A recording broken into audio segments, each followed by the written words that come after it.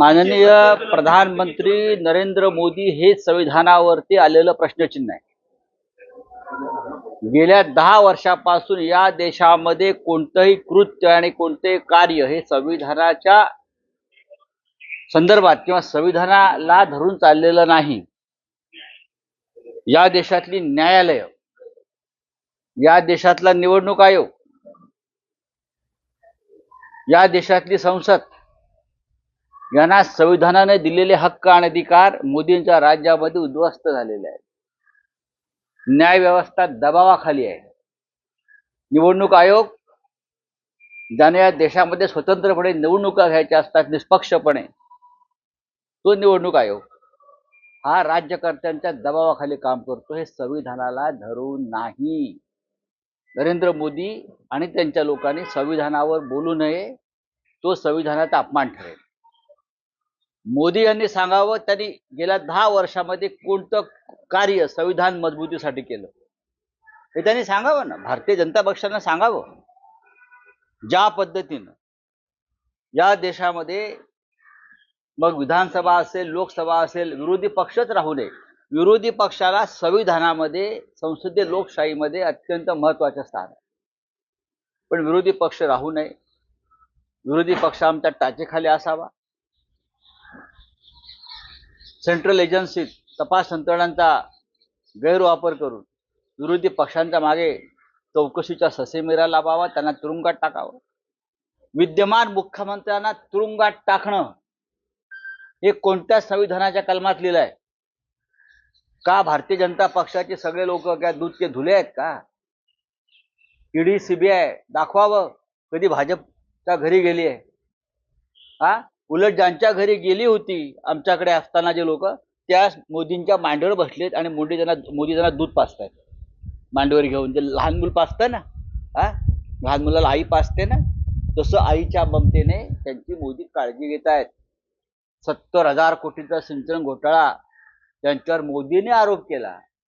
त्यांना तुमच्या उपस्थितीमध्ये उपमुख्यमंत्रीपदाची शपथ दिली जाते. हे कोणत्या संविधानात लिहिलेलं आहे सांगा ना. संविधानातल्या कोणत्या कलमात लिहिलेलं आहे सांगा तुम्ही. ज्या पद्धतीनं या राज्याचं सरकार आमदार फोडले, 10व्या शेड्यूलनुसार सगळे अपात्र ठरायला पाहिजेत. नरेंद्र मोदींच्या दबावाखाली सर्वोच्च न्यायालयानं चंद्रचूड यांनी निर्णय दिला नाही. एका संविधानामध्ये बसतंय का? चंद्रचूड यांच्यावरती खरं म्हणजे खटला दाखल केला पाहिजे. ज्या पद्धतीने हे राज्य मोदी चालवतात ते संविधानाच्या विरोधामध्ये आहेत. संविधान हा देशाचा आधार आहे. तो आधार नरेंद्र मोदींनी उद्ध्वस्त केलेला आहे. काल आपण पाहिलं असेल मध्य प्रदेशमध्ये मनोज परमार आणि त्यांच्या पत्नीनं आत्महत्या केली. त्यांच्या लहान मुलानं राहुल गांधींच्या भारत जोडो यात्रेमध्ये सहभाग घेतला आणि त्याने जमवलेला जे गल्ला होता तो दान केला. तो राग ठेवून त्यांच्यावर ईडीनं कारवाई केली. त्यांच्यावर भाजपमध्ये जाण्याचा दबाव केला. त्या आईबापांना आत्महत्या केली. हे संविधानामध्ये आहे का मोदींच्या? सांगा बा मोदींनी. मोदी हे या देशाला लाभलेले गेला 65 वर्षातले असत्य बोलणारे सगळ्यात महान प्रधानमंत्री आहेत. आमच्या संविधानाचा आधार आहे किंवा नारा आहे सत्यमेव जयते. सत्याचा विजय होईल. पण गेल्या 10 वर्षामध्ये फक्त असत्याचा विजय करण्याचं काम मोदी काळात झालेलं आहे. हा मोदींचा नवीन संविधान करता कोणी असेल तर तो गौतम अडाणी. त्यांना गौतम अडाणीला जे विरोध करतात ते संविधान विरोधी आहेत हे मोदींना सांगायचं आहे. मग का उपकार केले का? उपकार केले का? 370 कलम हटवून काय देव लावले काश्मीरमध्ये? आजही काश्मीरमध्ये जवानांच्या हत्या होत आहेत. आजही काश्मीरमधला तरुण बेरोजगार आहे. नवीन उद्योग आला नाही. आजही तिथे सैन्याच्या ताकदीवरच राज्य सुरू आहे. 370 कलम हटवलं सांगताय कोणाला? ठीक आहे हटवलं. पुढे काय? मणिपूरला जाऊन दाखवा. काश्मीरचा विषय संपलाय. तेच कसलं भजन करताय? हिम्मत असेल तर काश्मीरला जाऊन दाखवा आणि गौतम अडाणीला सांगा की मणिपूरमध्ये एखादी प्रॉपर्टी घ्या सरकारची आणि तिथे उद्योग काढा. आहे गौतम अडाणीची हिम्मत? पाणी पाणी आणली त्यावेळेस अनेकांना जेलमध्ये टाकण्यात आलं तर ती घोषित आणीबाणी मात्र आता जे अघोषितपणे आत टाकलं जातं का ईडी मार्फत. बघा, आणीबाणी ही उघडपणे आणली. नरेंद्र मोदी असं म्हणतात की तेव्हा भूमिगत राहून कार्य करत होते. भूमिगत आणीबाणी 1975 साली उघडपणे इंदिरा गांधींनी आणली. ती काही लपवून आणली नाही ना. तेव्हा अनेकांना तुरुंगात जावं लागलं. प्रियंका गांधींनी सांगितलं ना, तुम्ही धडा घ्या मग आणीबाणीपासून. नागरिकांचे हक्क, न्याय खतम केल्यावरती जनता उद्रेक करते, तुम्ही त्याच्यापासून धडा घ्या. आणि इंदिरा गांधींनी त्यानंतर निवडणुका घेण्याची तीही बॅलेट पेपरवर किंमत दाखवली, पराभव पत्करला, पण लोकशाहीचं रक्षण केलं. मोदी करणार आहे, अख्खा देश ओरडतो आहे की बॅलेट पेपरवरती निवडणुका घ्या. मोदींची हिंमत आहे. देशात झालेल्या निवडणुकांवरती लोकांचा विश्वास नाही, ही संविधानाची हत्या है. चलो बोले, चलो हिंदी में बोले, बस हो गया, हिंदी में बोलिए. क्या है सब? अरे छोड़ दीजिए, चलो. हाँ, शपथ ली है कल हाँ? को लेकर मोदी ने जो शपथ ली हुई है, इसमें तो संविधान में जो शपथ लिया गया कि जीरो टॉलरेंस किया जाएगा. क्या है जीरो टॉलरेंस किया जाएगा? भ्रष्टाचार को लेकर, लेकिन महाराष्ट्र में जिस तरीके से अजीत कभी बोला है मोदी जी ने ये? तीसरा ये सर, तीसरा शपथ था उनका सर. कहाँ था, कहाँ लिया शपथ? सब कहा गया था उनकी तरफ से. अरे छोड़ दीजिए, वो पुरानी खबर है. मराठी में हो गया है, हिंदी के बाद अगर कुछ होगा तो मुझे बताइए. कौन है हिंदी सावरकर को लेकर एक बार फिर से चर्चा हुई कल सदन में, जहां एक तरफ कहा गया कि सावरकर जी जो है टू नेशन थ्योरी, जिन्ना जी नहीं, सावरकर जी जो है वो टू नेशन थ्योरी चाहते थे. कौन बोल रहा है ऐसा?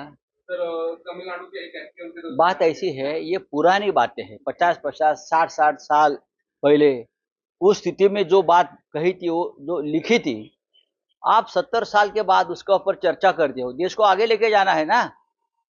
1947 से पहले जो इस देश में स्थिति बनी थी, उस वक्त महात्मा गांधी जी, वीर सावरकर जी, सुभाष चंद्र बोस जी, उनकी अलग अलग राय थी. अब वो भूल जाना चाहिए. अब देश को आगे लेकर जाना है ना, तो भूल जाना चाहिए. नरेंद्र मोदी जी ने कल संविधान की बात की. नरेंद्र मोदी के मुंह से संविधान रक्षा की बात ठीक नहीं लगती. मोदी जी के कार्यकाल में 10 साल में दर दिन संविधान की, लोकतंत्र की, न्यायालय की, पार्लियामेंट की, जनता के अधिकारों की हत्या और हनन हुआ है. और आप संविधान रक्षा की बात करते हो, आप इमरजेंसी, आपातकाल की बात करते हो. कौन सा आपातकाल? 1975 की स्थिति अलग थी. अब आपको 1975 भूलकर 1914, 1914 से जो आपातकाल इस देश में लगा है 10 साल, इंदिरा जी का आपातकाल 19 महीने था, 19 मंथ था, ज्यादा से ज्यादा 2 साल आप पकड़िए. लेकिन आपका आपातकाल जो है 10 साल से इस देश में चल रहा है.